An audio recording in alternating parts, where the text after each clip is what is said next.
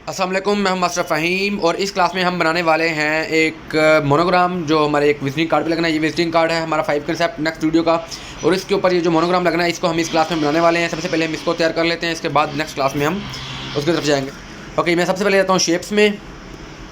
ये मैंने एक शेप पकड़ लिया, थोड़ा सा इसको बड़ा करूँगा, इसको रखूँगा सेंटर में। यहाँ से मैं इसको सेंट्रलाइज कर लूँगा। ये मैंने आपको हमेशा बताया, जब भी आपने मोनोग्राम का लोगो का काम करना है तो हमेशा इन से शेप्स को इस्तेमाल किया करेंगे, क्योंकि इन शेप्स के बगैर आप जो है अच्छे से उनकी अलाइनमेंट आपसे नहीं होगी, आपकी मेजरमेंट सेट नहीं रहेंगी, एडजस्टमेंट सेट नहीं होगी। इसको मैं कॉपी करता हूँ, दूसरी शेप इसके ऊपर आता हूँ और बिल्कुल इसके ऊपर सेंटर में रख लूँगा। उसके सेंटर में आ गई। अब इस पोजीशन होल्डर से मैंने इसको पकड़ना है, 2 राइट क्लिक 2 अप क्लिक, ठीक है। इसके बाद मैंने इसको हाफ पे रखना है और 15 पे 1 राइट क्लिक 1 अप क्लिक, ठीक है। इससे ये हुआ है कि मेरी दो बराबर की मेजरमेंट्स है, दोनों तरफ से मिल गई है। ऊपर वाले जो कॉपी मैंने ऐड की है उसका कलर रिमूव करता हूँ, वो वाइट हो चुका है। अभी मैंने इन दोनों को कर लेना है मर्ज। यहाँ से इनको मर्ज करने के बाद सिंपली जब मैं इरेज कलर करूँगा तो वाइट वाला हिस्सा रिमूव हो जाएगा और मेरे पास ये दोनों की जो लेंथ है बड़ा अच्छा सा एक कर्व कंप्लीट मेरे पास बन जाएगा, बेहतरीन लेंथ वाला। अभी मैंने सिंपली इसके ऊपर एक और शेप ऐड करनी है, मैं आपको करके दिखा देता हूँ। ये वाली शेप है मेरे पास, क्लिक करता हूँ ओके पे, टर्न करता हूँ इसको, साइज़ छोटा करूँगा इसका,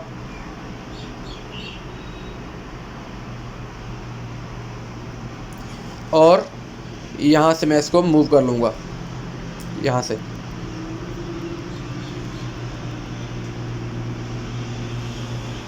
यहाँ पर मैंने इसको प्लेस कर लिया है। मैंने देखना है इसको, मेरे इसकी मैंने चेक करना है कि मेरा ये बिल्कुल सेंटर में हो, विड्थ इसका ज़्यादा ऊपर नीचे कम ज़्यादा ना हो कहीं पर। मैं जूम करके इसकी सेटिंग कर लूँगा यहाँ से, और यहाँ से मैं नीचे मूव करूँगा 1-2 क्लिक।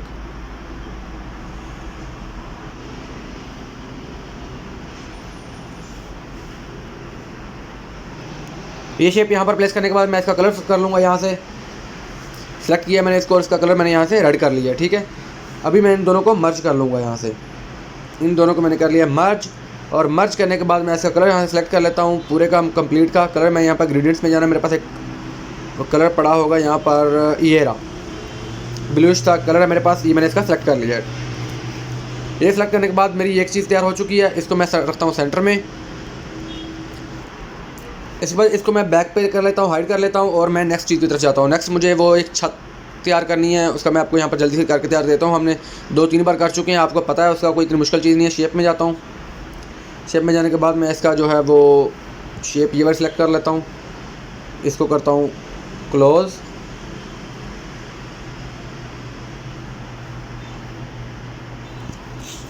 ये वाला, और इसको मैं रखता हूँ सेंटर में।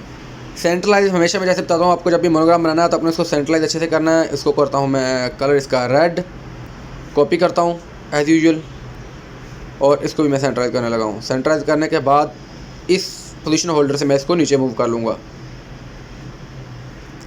और इसका कलर जो है ऊपर वाली शेप का मैं पहले की तरह रिमूव कर दूँगा, ताकि उसका मेरे पास ट्रांसपेरेंट आ जाए। और 2 कंप्लीट क्लिक और 1 हाफ क्लिक दिया था ना मैंने उसको करने के लिए, तो 2 कंप्लीट इसके और 1 हाफ मैं इसका भी दे दूँगा। 15 पे जाके ले जी, ये उसका विड्थ सिलेक्ट हो गया हमारे पास। अभी मैंने इस दोनों को मर्ज करना है, बल्कि इससे पहले मैं इसके ऊपर वो छोटी शेप भी एक ऐड करनी है।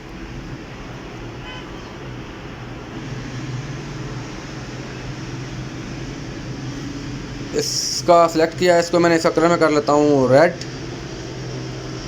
और इसको मैं मूव कर लेता हूँ इन पोजीशन से, होल्डर से।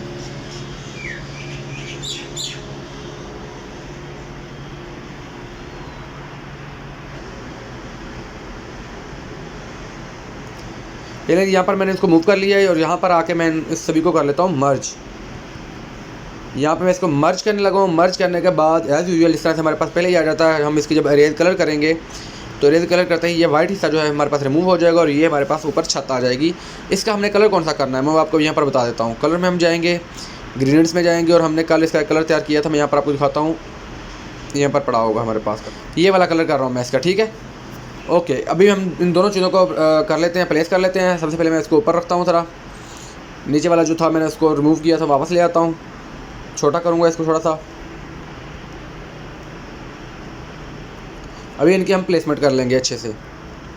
यहाँ पे इसको सेंट्रलाइज करता हूँ, यहाँ को इसको सेंट्रलाइज करना हो, और यहाँ से पकड़ के इसकी सेटिंग करने लगा हूँ मैं।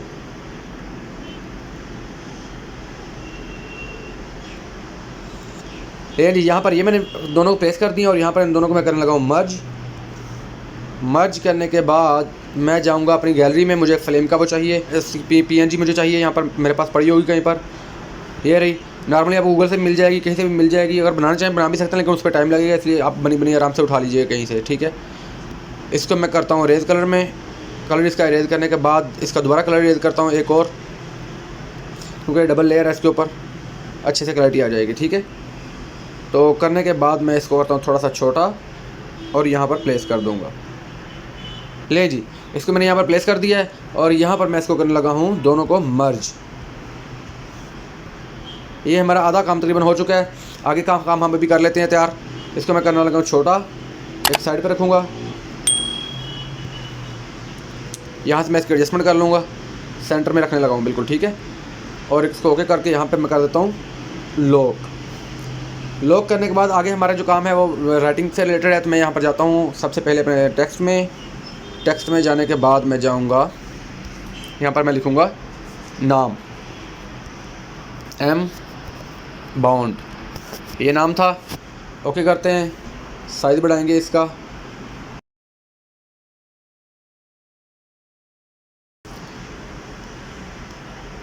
स्टाइल में जाके इसका मैं साइज़ थोड़ा सा मेरी उसको प्रोमिनेंट कर लेता हूँ और यहाँ पर इसकी कर लूँगा प्लेसमेंट में।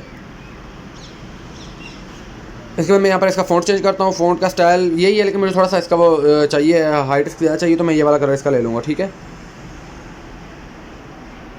और यहाँ पर मैं इसको प्लेस कर दूँगा, इन दोनों को मर्ज करने लगा हूँ यहाँ पर। इसके बाद मैं नीचे वाला जो लिखने वाला है वो काम कर लेता हूँ।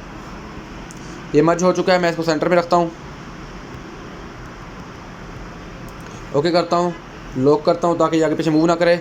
और इसके बाद मैं जाता हूँ लिखने यहाँ पर हमारा नेक्स्ट टेक्स्ट जो नीचे वाला टैगलाइन के तौर पे हमारा आना है, ये वो प्लम्बिंग और हीटिंग का है, तो मैं यहाँ पर सिंपल वही लिख दूँगा। जी ये मैंने यहाँ पर लिख दिया। लिखने के बाद मैं यहाँ पर इसका फ़ॉन्ट सेलेक्ट करता हूँ, वही वाला जो मैंने ऊपर किया था फ़ॉन्ट सेलेक्ट करने के बाद इसका जो है मैं इसको यहाँ पर ला के इसका मैं कलर करता हूँ। कलर हम इसका करने वाले हैं जी ग्रेडियंट्स में जाके, वो येलो सा जो था, जो इससे पहले भी हम कर चुके हैं इसके उसका।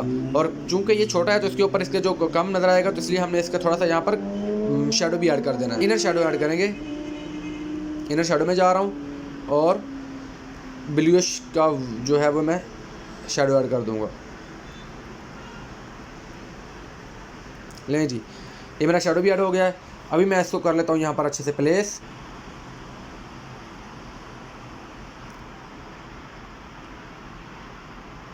साइज यहाँ से थोड़ा छोटा कर रहा हूँ इसका, और यहाँ पर मैंने इसकी जाके स्पेसिंग बढ़ा लेनी है। यहाँ पर मेरे पास स्पेसिंग का ऑप्शन है जी, इसको जूम करके इसकी मैं सेटिंग कर लूँगा। जूम करता हूँ फुल इसको, ताकि यहाँ से मैं इसको अच्छे से एडजस्ट कर सकूँ। और यहाँ से जाता हूँ ऑप्शन में,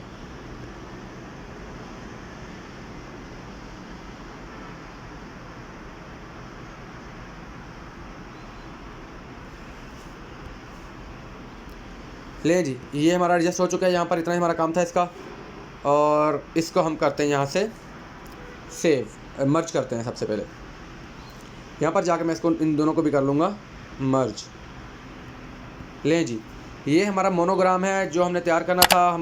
हम यहाँ पर जा रहे हैं। इसके दो ऑप्शन होते हैं, एक में ये थोड़ा सा मसला करता है, लेकिन आपने उसका इशू लेना नहीं है। इसको थोड़ा सा जब मूव करेंगे तो वो ठीक हो जाएगा। ये वाला जो ऑप्शन होता है, ठीक है, इसको जब मूव करेंगे तो ये आपका क्लियर आके आपको ये लेंगे।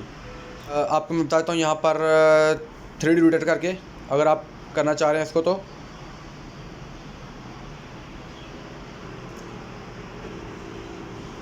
इस प्रकार से भी आप किसी भी जगह पर इसको यूज़ कर सकते हैं।